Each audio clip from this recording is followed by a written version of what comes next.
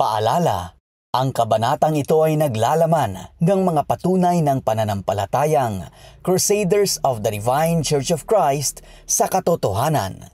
Sa ating paglutas sa mga misteryo sa likod ng salaysay na ito, ihanda niyo ang inyong mga sarili. Buksan ang inyong isipan sa rasyonal na diskurso. Hayaan niyong ilakbay namin kayo sa mga hawak na patotoo. Ihanda ninyo ang inyong mga sarili dahil panahon na para mapakinggan at bigyang daan ang boses ng krusado.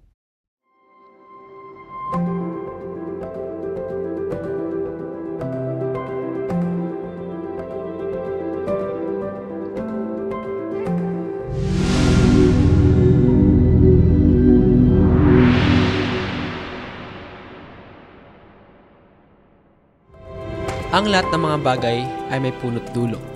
Ang mga pangyayari at kaganapan ay may pinagmulan o kahahantungan. Maihahalin tulad na lamang sa ideya ng sanhi at bunga o cause and effect. Ayon sa prinsipyong ito, hindi pwedeng may effect nang walang cause o nagsanhi. Kung ating ihahambing sa ating pananampalataya, ang magsisilbing cause ay ang mga kababalaghan, misteryo at kapangyarihan na ipinamalas at nasaksihan mismo ng ating mga mata kay Apo Lakay. At itong kinatatayo natin ngayon, itong simbahan, mga tao sa gilid ko at sa likod ng kamera, kasama na rin kayo na nakikinig at nanonood sa episode na ito, tayo ang effect. Tayo ang bunga ng kapangyarihan ng Diyos, ng kapangyarihan ni Apo Lakay. Sa ating episode ngayong araw, ating tatalakayin ang misteryo at kababalaghan na nasaksihan ng ating mga panauhin. Ako si Lemer Sanchez, isang tapat na anak ni Apo Rufino. Ngayon ay makakasama ninyo ako sa isa na namang episode ng CDCCPI Podcast, ang Timekti Cruzado. Tayo ay maglalakbay sa mga alaala at mga kwentong kahanga-hanga na nagbibigay inspirasyon at pag-asa sa atin. Ngayong araw ay may dalawang tunay at espesyal na kwento tayo para sa inyo. Ang mga ito ay ibabahagi sa atin ng ating mga bisita ngayon na miyembro din ng ating kongregasyon na Crusaders of the Divine Church of Christ. Kaya't wala nang paligoy-ligoy pa, kilalanin natin ang ating mga bisita. Kasama natin ngayon ang unang magbabahagi ng kanyang kwento na si Ginoong Paterno de la Cruz, isang tapat na miyembro ng ating pananampalataya. Malugod na tinanggap ang ating paanyaya na ibahagi sa atin ang isa sa mga inaabangang kwento ng pagpapatunay ng pagiging Diyos ni Apo Monsignor Dr. Rufino S. Magliba.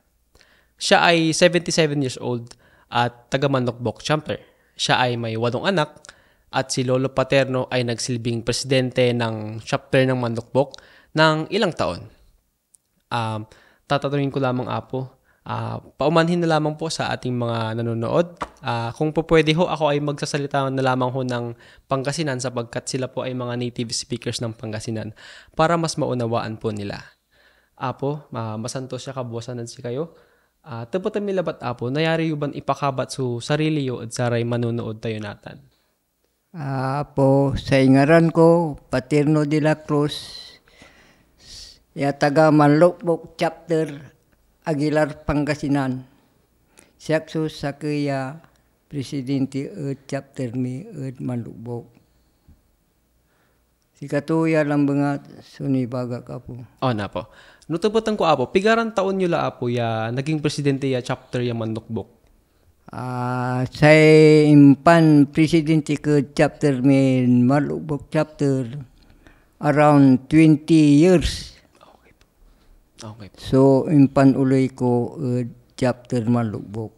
Opo. So, kung ating pong mapakikinggan, translate ko na lamang ho. Si Lolo Paterno ay nagsilbing chapter president po ng Manlukbok chapter ng almost or more or less 20 years daw po, ayon po sa kanilang sinabi. So, Apo, kapag binasa po natin ang kwento po ninyo, ang pigaran taon kayo, Apo, nan agawa may istorya tayo, i-share tayo natin at sikada. Kumula natandaan man ya taon so imbaga nun tatay ko siyak kanyan ako ni bagay taon, Apo. Okay, Apo. So base po sa sinabi ho ni Lolo Paterno, wala ho silang tiyak na kaalaman kung ilang taon ho sila nung nangyari ho yung kwento. So maraming salamat po Ginoong Paterno. Salamat at si kayo Apo. Ngayon ay kikilalanin naman natin ang ating pangalawang bisita na si Lola Loretta Basi de la Cruz. Siya ay isa ring tapat na miyembro ng ating kongregasyon na taga Subol, Aguilar, Pangasinan.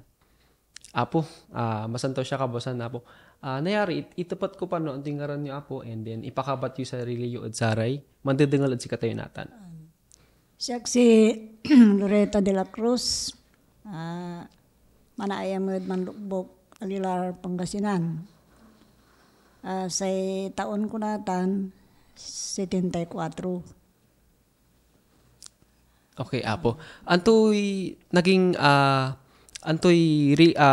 si kayo ay Ken Apo sa nasawa ng Lolo Paterno Apo no duga. On, Pigaray naging anak yumot Apo. Walura. 8 po ang kanilang children. So Apo nan si kayo ay active ni ay anggad natan active kimot ni. Anturay naging role yo o anturay ginampanan nyo od simbaan. Lalo la jud chapter ya Manlukbok Apo. Kin, sa kaya mo treasurera, chapter, nalapulanan, mga 19 years siguro. Okay po. So base po kay Lola Loretta, sila po ay naging treasurer din po ng chapter po natin. So balbalagi salamat Lola Loretta sa introduction. At syempre po, nandito din ang kapitapitagang bagong talagang OSC Archbishop ng Pangasinan na si Bishop Leonard Stork T. Magliba. Magandang umaga po Apo. Good morning. Kumusta naman po ang inyong unang buwan bilang OIC Archbishop ng Pangasinan? Dahil sa ipinagkaloob sa akin na tiwala ng ating mahal na administrador, Princess Trilito V. Magliba, maganda na actually ang Pangasinan. At sa isang buwan ko bilang bagong OIC Archbishop, nakikita ko naman na mas gaganda pa ang Pangasinan Archdiocese. Okay po. So, sa initial observation nga po, Apo, talagang mas lumalakas ang will ng mga taga-Pangasinan. So, additional question lamang po, Apo.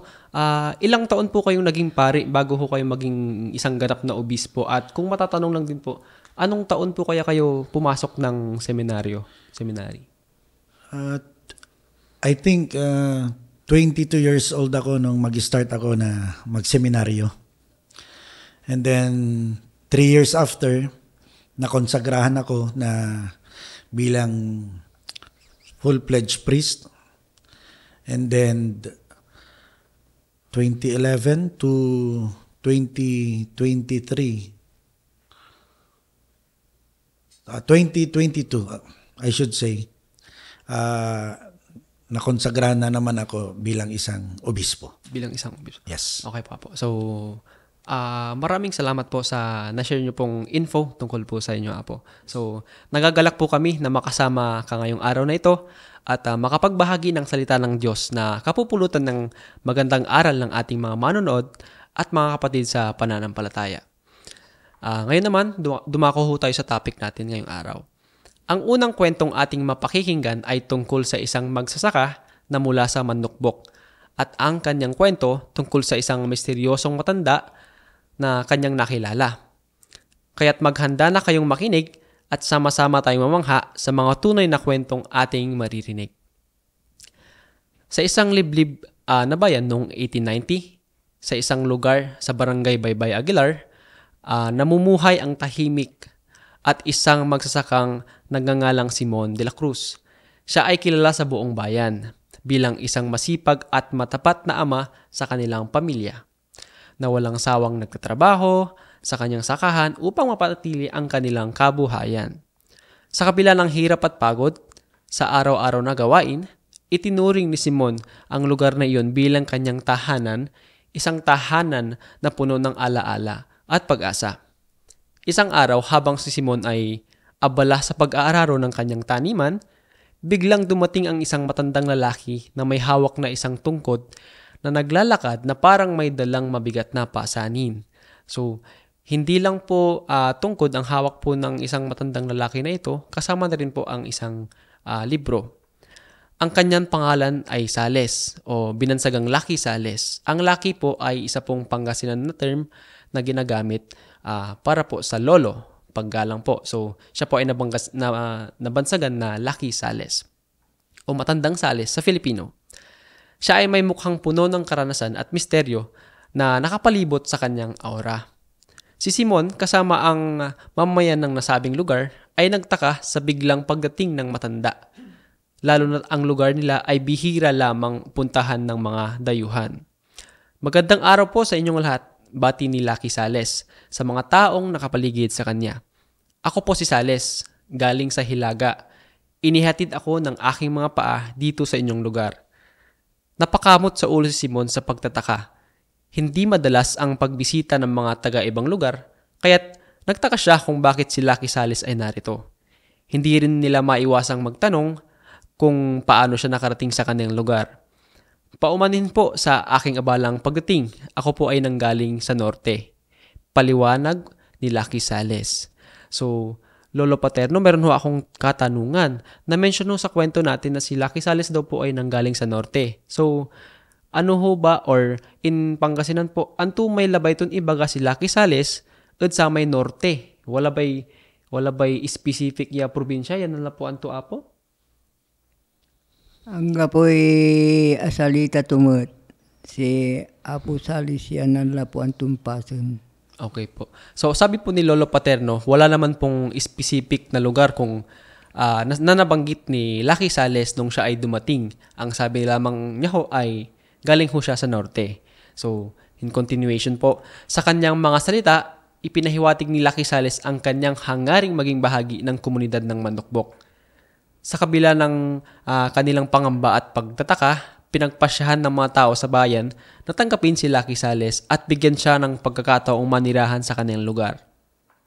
Sa loob ng ilang araw, itinayo ni Lucky Sales ang kanyang munting taniman o tahanan sa ilalim ng isang puno ng sampalok. Ang pagpapakita niya ng determinasyon at kasipagan sa pagtatanim ng mga gulay at pag-aalaga ng mga hayop ay agad nakilala sa buong bayan. Hindi nagtagal, naging bahagi na siya ng kanilang komunidad at itinuring na isa sa kanila. Isang araw, si Lucky Sales bumisita sa bukid kung saan raw nakalukit or naka-establish ho yung taniman ho niya. May nakita siyang lalaki sa gitna ng kanyang taniman na hawak-hawak ang mga kalabasang tanim ni Lucky Sales. Nagulat yung lalaki kasi hindi siya makagalaw. Haan kayo mga latimula, nga haan nga ipakada kanyak, ta saan kayo makaalis, di taayan nyo. Yun po ang bansag ho or sabi ho ni Lucky Sales sa mga tao sa komunidad. Huwag ka uling kukuha ng pananim ko na hindi sinasabi sa akin dahil hindi ka na makakaalis diyan sa paroroonan mo. So, isa po yun sa mga naging trademark ho ng kwento natin. So, ang isa pa hong sabi ho ng mga taga sa amin ho, sa Manukbok, ito pong nagnakaw ho or kumuha ho ng tanim ni Lucky Sales ay buong araw po siyang hindi nakagalaw or nakaalis sa kanyang kinatatayuan. Nung dumating na lamang ho si Lolo Sales sa kanyang bahay kubo, tinapik lamang ho siya ni Lolo Sales at siya ay nakaalis sa kanyang pwesto. At siya ay muling pinaalalahanan ni Lolo Sales na kung gusto ho niya magluto ng mga gulay-gulay, pwede siyang magpaalam. Hindi po niya kailangan magnakaw. Simula ng araw ho na iyon, wala nang nagsubok na kumuha ng mga pananim or nangahas na magnakaw ng mga pananim ni Lucky Sales. Dahil dito, naging istorya ito sa Manukbok at sa mga karatig barangay. Ito ay kumalat sa buong komunidad ng Aguilar. Dahil sa estrangherong ito na si Lucky Sales, minahal siya ng mga tao, specifically ng komunidad ng Aguilar at ng Manukbok. And then, simula po noon, siya po ay naging membro na po ng komunidad ng Manukbok. Sa paglipas ng panahon, natuklasan ng mga taga-Manukbok ang kakaibang katangian ni Lucky Sales.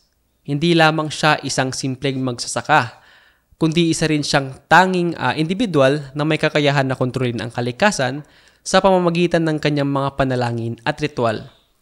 Nagawang patunayan ni Lucky Sales ang kanyang kapangyarihan sa pamamagitan ng pag-aalis ng mga pesteng insekto na sumisira sa taniman ni Simon. May palayan si Simon. Namumblema siya dahil may mga insekto na kung tawagin ay duron o tipaklong sa Filipino na dumarapo sa palayan niya. Para mapaalis ang mga insekto, nagbalak siyang magsunog ng kahoy para mausukan ang kanyang palayan. Pinigilan siya ni Sales at sinabing, "Huwag kang mag-alala, ako ang bahala." Pumunta si Lucky Sales sa gitna ng palayan at nagdasal. Naglabas siya ng panyo at winigayway sa taas. Hindi nagtagal, nagsialisan na ang mga insekto. So apo, isingit ko labat kay questions ko. Anto may kolorya panyo ng Lucky Sales nan inwagayway tuod paglaya palayan o kiyan. Ang kapong sukulor ton imbagara basta walay binuno tuod bulsa tu ya abel ya in tuod tagay sa doron batik iran amin ang gapon balot so atila. Aman may inwasiwas to nan mamanalog. Ang gapo sukol. Sabi ho ni Lolo Paterno, hindi ho nila masabi kung ano ho yung kulay na nilabas ni Lolo Sales sa kanyang bulsa na iwinagayway sa kanyang taniman nung umalis ho yung mga insekto. So, sa pangunguna ni Lucky Sales, nagkaroon ng masaganang ani ang mga pananim at naging mapayapa ang pamumuhay ng mga tao sa Manokbok. Dahil dito, unti-unting naging kilala si Lucky Sales bilang isang mabuting tagapayo at gabay ng kanilang komunidad. Sa araw na wala si Lucky Sales, nagdulot ito ng pangamba at pagtataka sa buong Manokbok. Ang pagsikat ng araw ay karaniwan ng sagisag ng pangbangon ni Lucky Sales mula sa kanyang bahay kubo. Subalit sa araw na iyon, tila wala siyang anino sa lugar na dati kanyang kinatatayuan. Dahil sa pangamba at kuryosidad, nagpasya si Simon kasama ang ilang mga kasamahan na puntahan ang bahay ni Lucky Sales. Sa kanilang pagdating, natagpuan nila ang isang nakakalungkot na eksena. Isang kandila na nakatirik sa tabi ng isang bangkay sa loob ng bahay kubo. So in short po, si Lucky Sales po, ang kanyang katawan ay namaalam. Isa rin po sa mga kwento ay kung bakit mayroong kandila doon sa tabi ng kanyang bangkay pero wala naman ho siyang kasama sa kanyang simpleng bahay kubo. Sa kanilang pag-aalinlangan at pagtataka, sinunod nila ang utos ni Lucky Sales noon na ibalot ang kanyang bangkay sa isang banig at ilalagay sa isang kahoy na karitela upang ihimlay ito sa bundok. Matapos ang ritual na iyon, nagbalik sa kanilang mga pamumuhay ang mga tao sa Manokbok, ngunit may halong pangamba at misteryo ang kanilang mga puso. Ang pagkawala ni Lucky Sales ay nagdulot ng iba't ibang mga tanong at alinlangan sa kanilang mga isipan. Pagkalipas ng ilang araw, nagpasya si Simon na bisitahin ang lugar kung saan nila hinimlay ang katawan ni Sales. Kasama ang ilang mga katulong, sila'y naglakbay patungo sa bundok na tila'y naging saksi sa huling paglalakbay ni Lucky Sales. Ngunit sa kanilang pagdating, hindi sila nakatagpo ng anumang bakas o ebidensya na magpapatunay sa pagkakaroon ng bangkay sa lugar. Walang tanging anino o bungo ng tao na matagpuan. Tanging ang payapang simoy ng bundok ang kanilang nadama. Sa pagkawala ni Sales, ang misteryo at kababalaghan ay lalong lumakas sa isipan ng mga taga-Manokbok. Ang kanyang pagkawala ay nagdulot ng mga teorya at espekulasyon sa buong bayan, ngunit sa kabila ng lahat, nanatili siyang isang lihim na alaala na hindi makakalimutan o malilimutan ng kanilang komunidad. Matapos ang mga kakaibang pangyayari na kinabilangan ni Simon at ang komunidad ng Manokbok dahil kay Sales, nagpatuloy ang buhay sa bayan. Ngunit ang mga alaala ng kabutihan at kababalaghan ng matandang magsasaka ay nanatili sa puso at isipan ng mga taong nabiyayaan ng kanyang pagmamahal at pag-aalaga. So, yun po ang unang kwento natin na ibinahagi po ni Lolo Paterno. So, gusto ko lamang hong itanong kay Lolo Paterno sa dialektong Pangasinan, apo antoy agawa ed sa may laman ng Lucky Sales. Akin nan sinabidad man agda narumog no inarsukulaan to may laman ng Lolo Sales. Si katutan so istorya ya akin aman niya masikan niya imbantag da ang gapugman. Ta untumbo ka agaw ni nang darama ang ibili na ang ibantak. At ang gapoy warman bangkay ya imbantak da. Angga pumet so imbatik na so angga pumet so bimanget kanyan si katumay balbalag ya pakilaw ya impaneng ng tutay masiken salis. Opo. So ayon po sa sinabi ni Lolo Paterno, noon po talagang hinanap si Lolo Sales kung kumustahin lamang ho yung kanyang bangkay, hindi ho siya natagpuan dun sa lugar kung saan ho siya inihimlay. So yun po ay nanatiling misteryo at kababalaghan na hanggang ngayon na bumabalot ho sa mga mamamayan ng Mandukbok. So sa paglipas ng panahon, si Apo Paterno, apo ni Simon, ay lumaki bilang isang mabuting mamamayan ng Mandukbok. Naging masipag siya sa kanyang gawain bilang magsasaka at patuloy na nag-aalaga ng kanilang taniman, gaya ng kanyang ama. Isang araw, habang naglalakad si Paterno kasama si Apo Lakay, nagkaroon sila ng pagkakataon na makipagtransaksyon sa isang buyer ng mga mangga mula sa San Fabian. Kasama nila ang mga inani mula sa taniman ni Simon at isang bahagi ng pananim ni Apo Lakay. Matapos ang kanilang negosasyon, bigla na lamang nagbigay ng kakaibang pahayag si Apo Lakay na nagdulot ng kuryosidad kay Paterno. Haan kayo mangala, itimula nga haan nga ipakada kanyak, ta saan kayo makaalis dita ayan yo. So, ang sabi po ni Apo Lakay na tilat nagpapahiwatig ng isang misteryo o lihim na hindi pa nalalaman ni Paterno. So kung ating hong i-analyze, yun ho yung same phrase po na nabanggit ho ni Lucky Sales dun ho sa taong nagtangkang kumuha ng kanyang pananim. Apo, teputan ko lalamat Apo, anto may unaan niya tepet ya 5 ed utak yo or anto may alik na yun ang nangalyuman ed si Apo Lakay. Siya Apo, say tiyan ko, ya naobserban ko, ya aman na masiken, ya ang ipanengneng na pakilaw di man, nuag si Apo Lakay mo lang lamang. Ta sa may salita ng masiken salis, tan salita ng Apo Lakay saksaki lang lamang. O na po. Ya salita kanyan di man ko kumpronta, ya aman na salita ng masiken salis, it's si Lolo.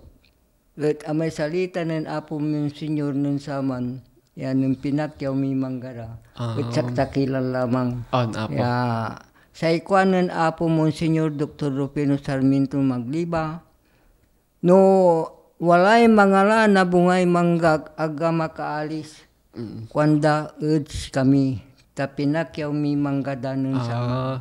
Kanyan si katumay panagnak ko, ya si masikan salis, tan si Apo mong senyor. May sada. Na po. So, salamat Apo. Base ho sa kwento ho ni Lolo Paterno, yun ho talagang ibinigkas ho ni Apo Lakay at ibinigkas ho ni Lucky Sales iisa. So, kung kaya't noong narinig nila iyon mismo kay Apo Lakay, nagtaka sila. Maraming mga misteryo o mga tanong na nag-circulate sa kanilang isipan that moment nung marinig ho nila yung phrase ho na yun kay Apo Lakay. Sa mga sumunod na araw, dumalaw si Apo Lakay sa tahanan ni Paterno sa Mandukbok. Ito ang unang pagkakataon na pumunta si Apo Lakay sa kanilang lugar at agad na napansin ni Paterno ang pagturo ni Apo Lakay sa isang direksyon. Ay adapay gayam aday puno ng sampalok ang kanyang natuksan na nagpapatibay sa kanyang kaisipan na tila ngay may koneksyon ang matandang puno ng sampalok sa mga alaala ni Lucky Sales. Noon daon po bumisita ho si Apo Lakay kay Lolo Paterno, lumingon ho sila Apo Lakay sa isang direksyon at tinanong kung nasaan na raw po yung tanim niyang sampalok or yung kanyang tinirahan na sampalok ho noong araw. Doon pa lamang ho sa tanong na ho iyon ay na-curious ho ulit itong si Lolo Paterno bilang siya po ay kasama ni Apo Lakay po noong araw. Ang pagbisita ni Apo Lakay sa lugar na kung saan dating nakatayo ang bahay ni Lucky Sales ay nagdulot ng isang malaking kahulugan sa kanilang komunidad. Ito ay ginawang patunay na si Apo Lakay at si Lucky Sales ay iisa at ang kanilang mga alaala at kabutihan ay nananatili sa bawat sulok ng Mandukbok. Sa pamamagitan ng kanilang mga kwento at mga gawaing nagpatuloy sa bawat isa, patuloy na nabubuhay ang alaala ni Lucky Sales at Apo Lakay sa buong Mandukbok. Hanggang sa kasalukuyan, ang kanilang mga pangalan ay itinuturing na mga simbolo ng kabutihan kababalaghan, at pagkakaisa sa komunidad. Ang kanilang mga alaala ay patuloy na nagbibigay inspirasyon at nagpapatibay sa diwa ng mga taong naninirahan sa lugar na iyon. Katulad ng paniniwala sa pagkakapareho nila kay Toledo at Apulacay at ng pagkapareho ni Ama Kabunyan at Apulacay. Ganon din ang mga taga-Mandukbok.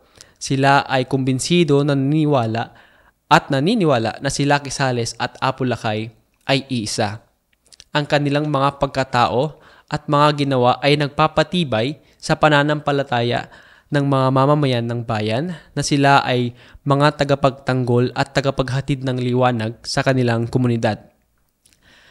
Napakaganda ho ng kwentong ating nabahagi po mula ho sa karanasan ho ni Lolo Paterno at ni Lola Loretta ho mamaya. So, maraming salamat na po. Balbalag salamat ta in-share yun si kami yan istorya natan.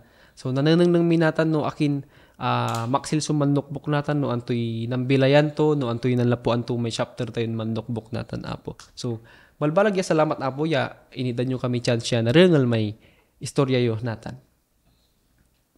Thank you apo. So, napakaganda po ng kwentong inyong binahagi apo. Talaga naman pong puno ng misteryo si Apulacay. Salamat Ginoong Paterno de la Cruz sa pagbabahagi ng inyong kwento. Sana'y ating tandaan, isa puso, at ito'y maging inspirasyon sa ating lahat. Ano po ang pakiramdam nyo apo? Anto'y nalilit na nyo apo, no aman niya i-istorya yun arum niya aga makaanta. Anto'y kikinmat adlina wayo apo? Yun, saman niya, no, taabayag miya kaulup si Apo Monsignor. Ya, aramay istorya to, tan sama niya masikunot yun. Singasaksakilan lamang kanyan sikatuman so sakaya panisian ko Diyos tayo, ya birbirin tayo, si Monsignor Dr. Rufino Sarmiento Magliba, ta si Kato, so limo sa di manud, dati ula di man aga unalis at abong minlanang sulalanan Apo Monsignor Dr. Rufino Sarmiento, kanyan si Katuman subalbalag, ya pisasalamatan ko buong pamilya ko. Ta say pananisyak tan say kapisag na pusok unlili na si kamindwa kanyan walbalag ya salamat sayay relihiyon tayo kaya ibabagaday katuan kanyan ayan taon siguro oras tula supaka baga na araraman niya yun na misteryo na apo tayo ya si Monsignor Dr. Rufino Sarmiento. Ta amin ya sinalita to untutwa. Apo. Balbalag ya salamat apo at sa may message yo. So, yun po, maririnig po natin yung explanation po ni Apo Paterno dun sa kwento at sa kung gaano ho siya nagpapasalamat ho sa opportunity ho na ito na maibahagi po niya ang kanyang kwento. So, ngayon naman po, magpapatuloy ho tayo sa pangalawang kwento na isi-share naman ho ng kanyang mabuting may bahay na si Lola Loretta de la Cruz. Masanto siya, kabosanan si kayo, Apo? Ano po. So, sila po ay ang may bahay po ni Lolo Paterno. So, Apo, siya lang mangibasa may istorya yo, no okay labat, umpan kin, Apo. So, proceed po tayo sa pangalawang kwento na kwento po ni Lola Loretta de la Cruz. Noong 1956, sa isang maliit at tahimik na bayan sa Subol, Aguilar, nakatira ang isang babatang babae na nagngangalang Loretta Basi. Sa edad na 7 taon, siya ay isang masigla at malikhaing bata na puno ng pagmamahal at kuryosidad sa paligid niya.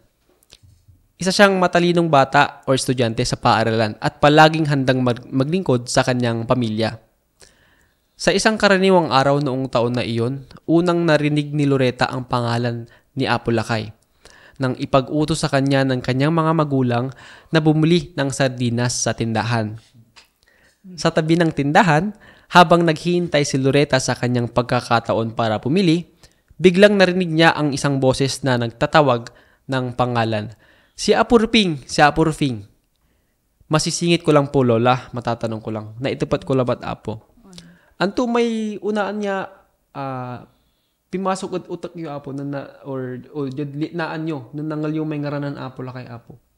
Ken, may akin supatan kasi kuang ko. Nang ko paano supatan kuang ko.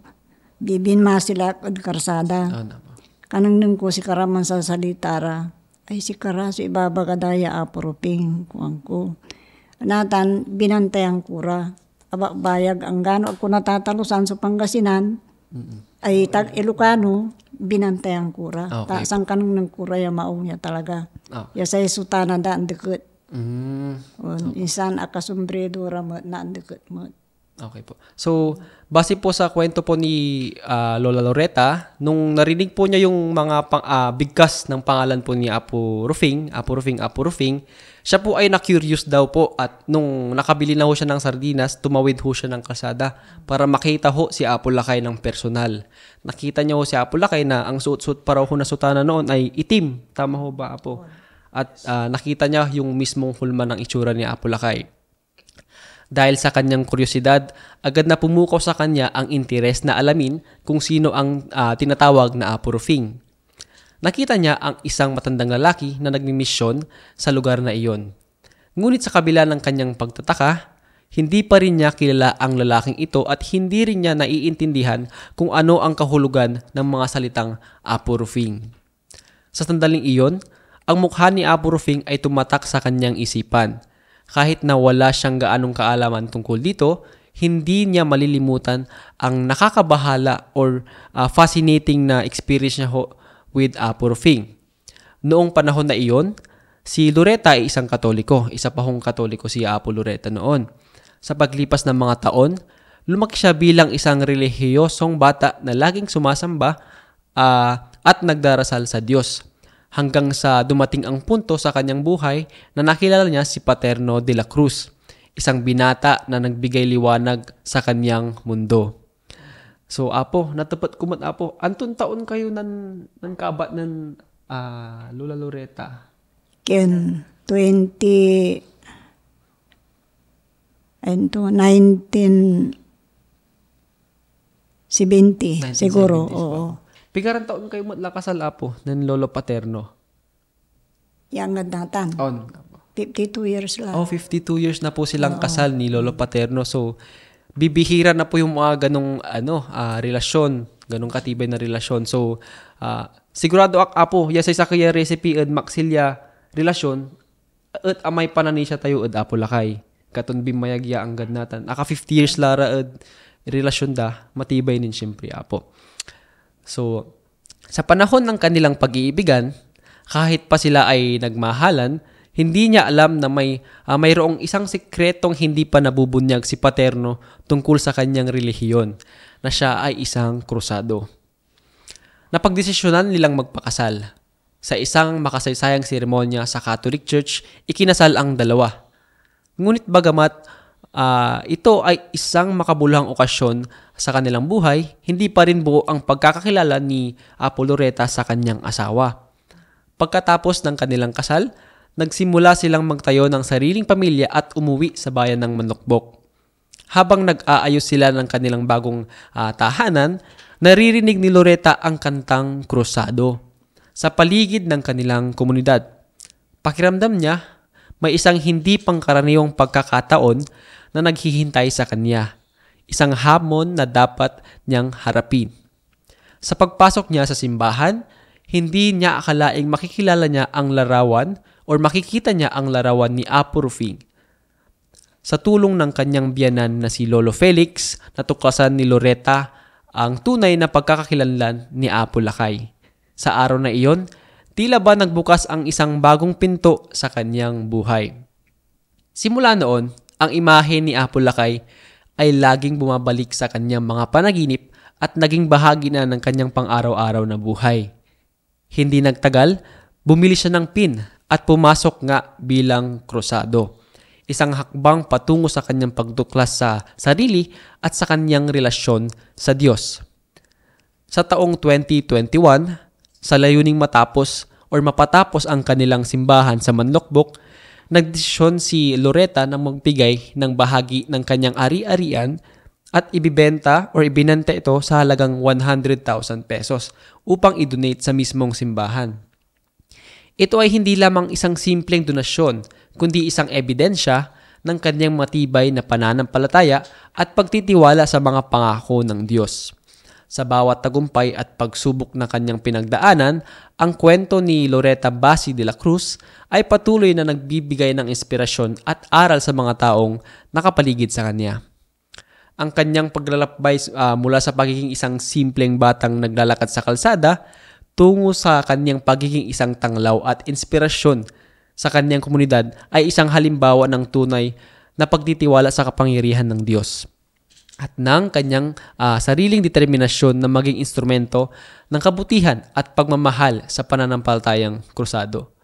Apo, balbalag salamat at pinanshare yung matya kwento yo at si kami tansaray viewers tayo yung mambabantay natan.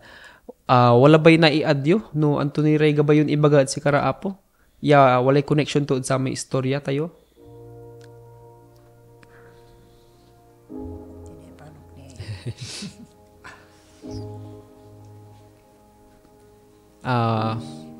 Medyo naluluha-luha po sila ngayon. Siguro ho dahil sa joy po na nararamdaman ho nila sa pag-share pa lamang ho ng kwento tungkol po sa kapangyarihan ni Apo Lakay na witness sa Mandokpok. So, maraming salamat po, Ginang de la Cruz. So, tutuloy naman ho tayo sa conclusion, kumbaga, ng ating kwento. So, bibigyan ho natin ng pagkakataon si Lolo Paterno at si Lola Loretta na sagutin ho ang ating inihandang katanungan. So, manumpisa tayo si Lolo Paterno. Mag-umpisa ho tayo kay Lolo Paterno. Akin natan, Apo, anggad natan. At krusado kayo ni. Apo, krusado ang garnatan. Amay ibabaganan Apo Lakay, untatali, amay lecture na padre, imbilinan Apo Lakay, sikato'y ibibilinda, kanyan, sikatuman ang garnatan, krusado tan walay bilinan Apo Lakay, nun saman, nun adral so simbaan, amay imuna, walay imbaganan Apo Lakay nan lecture na labi. Natan, intepet to saray clergy, imbaga dalamay papaibaga day katwaan. At andini Apo, sa ikwanan Apo Lakay, Monsignor Dr. Rufino Sarmiento Magliba, sa imbaga tuya ng ngulko, ibagayo so katwaan. Siyak so mangisalba na manumpal na bilin tangangan ko. Ang gano ulik-ulikan da kayo, aliwan si kayo ulikan da siyak. Pian nasabi agaw, at ang gapoy titil, at si kayo. Tano nasabi agaw na imatunan nyo rati aga na anumpal, at gabay day unloob, agira makaloob, nanang nyuratan. Mga ngalating sungipon da, sikatutan. So, wala isip ko. Aman lecture na Apo Lakay. Sikatute wala siya kanyan saray totoo. Nung makapan istorya kami, istoryan ko man. Tapyano nasabi agaw at ang gapoy tutuloy siya. Tabilin na Apo tayo. Ibagay yung sukatuan. Katuman lang nga. So, niibaga Apo. Salamat. Balbalagya salamat, Lucky Paterno. Ang sabi ho ni Lolo Paterno, kaya ho siya nananatiling krusado, ay dahil ho doon sa bilin ho ni Apo Lakay noong nasaksihan po nila na sinabi ho nila Apo Lakay na iwagayway natin or hindi natin ikakahiya ang ating relihiyon or bagkus ating ipakilala sa lahat ng tao sapagkat siya ay totoo, siya ang Diyos. At dapat hindi ho tayo ma-discourage or ma-dishearten kapag tayo ay pinagtatawanan ng mga tao dahil patunay po ang dedikasyon ni Lolo Paterno sa isang pagmamahal sa ating pananampalataya. So hanggang ngayon sila po ay nanatiling kursado sa kadahilan ng tumutupad ho sila sa bilin at utos ni Apo Lakay. So malbalag salamat Lolo Paterno. Susunod naman ho na magbibigay ng kanyang sagot ay si Lola Loretta de la Cruz. Apo, akin at anggad natan, krusado kayo ni. On, sa inibaga kadsatan, ya krusado ni ang garnatan, jad pananisya kad Apo Lakay.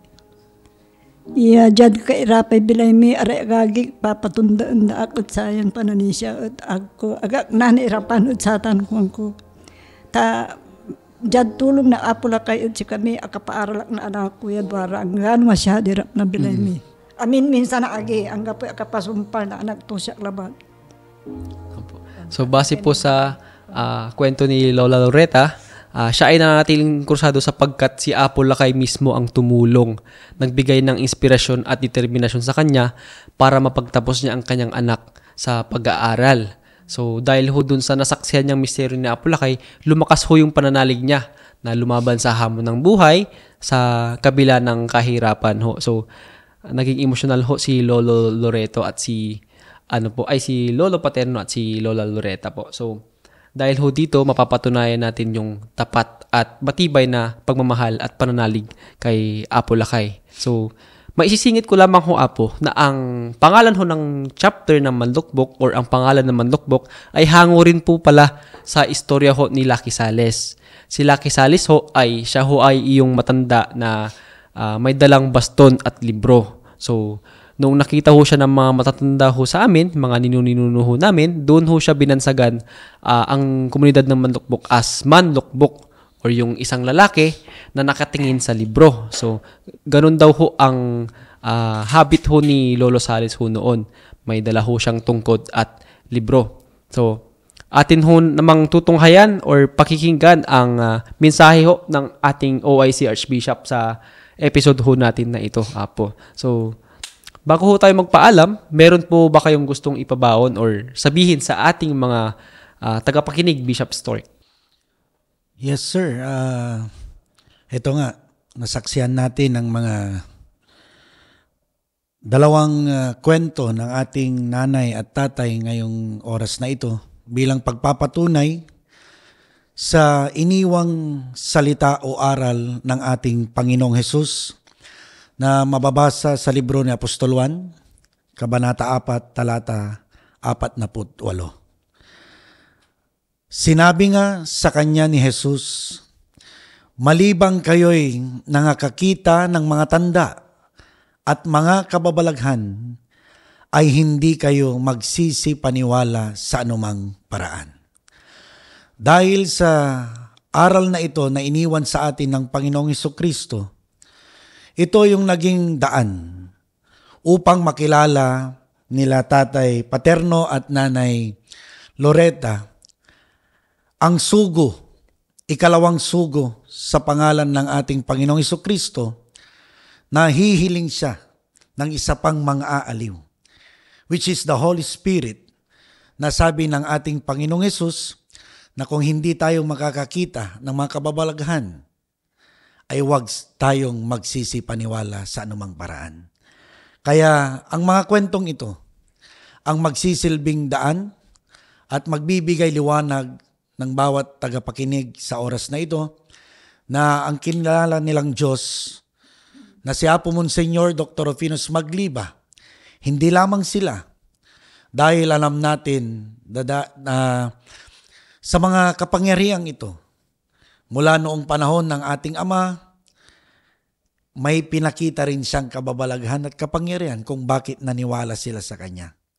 Ganon din sa panahon ng ating Panginoong Hesukristo, nagpakita rin siya ng mga kababalaghan at kapangyarihan kung bakit naniwala ang mga tao sa Kanya.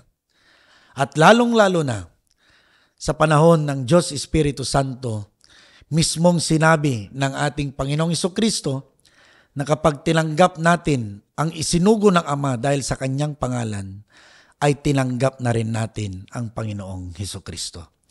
Kaya napakaganda ang oras na ito dahil napuno tayo ng mga kababalaghan na kwento bilang patunay na ang pagka-Diyos ng Diyos Ama, ganon din ang anak, ay ganon din ang pagka-Diyos ng ikalawang sugo, which is the Holy Spirit, ang ating Diyos ng mga krusado, Monsignor Dr. Rufino S. Magliba. Opo. Maraming salamat po, Apostol, sa napakagandang mensahe. At yan po ang ating dalawang kwento para sa araw na ito, mga minamahal kong tagapakinig at mga kasamang mananampalataya ng krusado. Sadyang ang nababalot ng hiwaga at misteryo si Apo Lakay, at naniniwala akong marami pa ang mga gantong klase ng mga karanasan at kwento na hindi pa nailalathala at napapakinggan.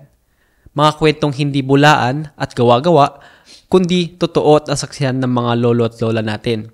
Mga kwentong bumuo at nagpatibay ng ating pananampalataya sa Kanya. Ang mga kwento na ating narinig ngayong araw ay iilan lamang sa mga cause na nagsanhi ng isang magandang balita. Ang pagpapakita ng kapangyarihan ni Apo Lakay ay ang nagsilbing gasolina sa mga tao para sila ay maniwala at umanib sa pananampalatayang Kanyang itinatag.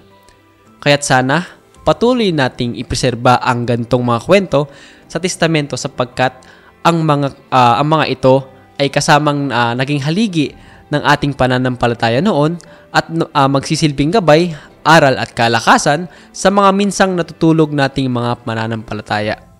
Muli, ito po si Lemer Sanchez at ito ang CDCCPI Podcast, Timek T. Cruzado. Magandang araw po sa ating lahat.